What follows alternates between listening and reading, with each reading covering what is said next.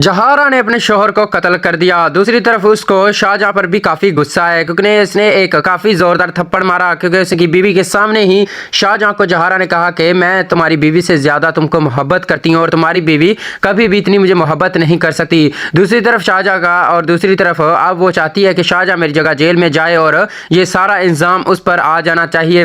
पर इसी के चलते हुए पुलिस फ़ौरन मौके पर पहुँच जाती है और उसकी बीवी को साथ में शाहजहां को और सभी को अरेस्ट कर लेती है और जहारा को भी जेल में डाल देती है। लेकिन जहारा जेल से बाहर निकलकर ये सारा इल्ज़ाम शाहजहां पर डाल देती है और कहती है कि ये कत्ल इस शख्स ने किया है, मेरा इस केस में कोई हाथ नहीं है।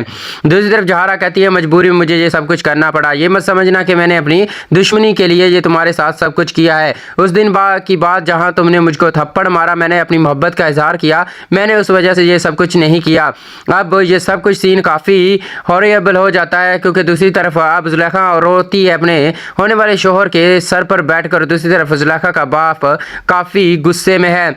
एविडेंस के तौर पर पिस्टल को कवर में ले लिया जाता है और उसको लिफाफे में डालकर पुलिस वाले इन्वेस्टिगेशन के लिए भेज देते हैं। फोरेंसिक्स करवाने के बाद पता चलेगा कि असल में कातिल जहारा ही है जो शाहजहां के ऊपर कत्ल का केस डाल रही है। लेकिन तब तक जहारा अपनी अगली चाल चल चुकी होगी। वो अपने रास्ते के कांटे जुलेखा के बाप साथ में जुलेखा को हटाने की कोशिश करेगी। लेकिन इस सब के दरमियान अब ज़िशान, जुनैद और आशिक भी आ चुके हैं। वो जहारा से अपना बदला लेने के लिए कुछ भी करेंगे। जहारा अपने केस की एक्सप्लेनेशन देती है और कहती है कि मैंने इस शख्स का कत्ल नहीं किया, मैं नहीं हूँ कातिल, ये हमारे घर में चोरी छुपी घुस आया था जिसकी वजह से मेरे नए किराए मकानदार ने उसको चोर समझ लिया। वो नहीं जानता था कि ये मेरा शौहर है जो जेल से अभी छूट कर आया। उसने अपने दिफा में इस पर गोली चलाई जिसकी वजह से इसके सीने में 3 गोलियां लगी और इसकी डेथ मौके पर हो गई। अब हम इसके जिम्मेवार नहीं हैं, अगर आप चाहें तो इसको साथ ले जा सकते हैं। दूसरी तरफ वो कहती है कि इसकी बीवी को यहीं छोड़ दो, इसके पीछे जो सबसे बड़ा हाथ है वो जहारा का ही है क्योंकि वो चाहती है कि जिस तरह से जहारा की उसने अपनी बीवी के सामने शाहजहां ने बेइज्जती की और एक जोरदार थप्पड़ मारा क्योंकि जहारा ने कहा था कि मैं तुमसे मोहब्बत करती हूँ और तुम्हारी बीवी के अंदर इतनी जुर्रत नहीं कि वो मुझसे ज़्यादा तुमसे मोहब्बत कर सके।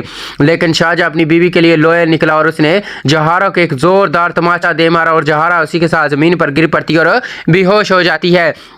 पर अब जहारा ने अपने सभी रास्ते के कांटों को साफ करने के लिए सबसे पहले अपने शोहर को कत्ल किया, दूसरे नंबर पर शाहजहां को जेल में भिजवाया और अब तीसरे नंबर पर जुलेखा और जुलेखा का बाप रह गया जो इसके रास्ते का सबसे बड़ा कांटा है और वकील के साथ मिलकर उसको भी हटाने की तैयारी जहारा कर रही है। वकील बताता है कि किसी तरह से केस तो कैंसिल हो जाएगा लेकिन जुलेखा का बाप आपको जिंदा नहीं छोड़ेगा।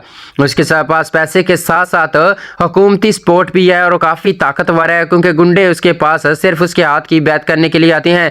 जहारा कहती है कि हमारे पास बहुत से ऑप्शन है, वकील साहब आपने ध्यान से सुनना है, अगर हम किसी तरह से पुलिस वालों को ट्रस्ट दिला दें और उनको अपने साथ मिला ले तो ये केस हम जीत सकते हैं।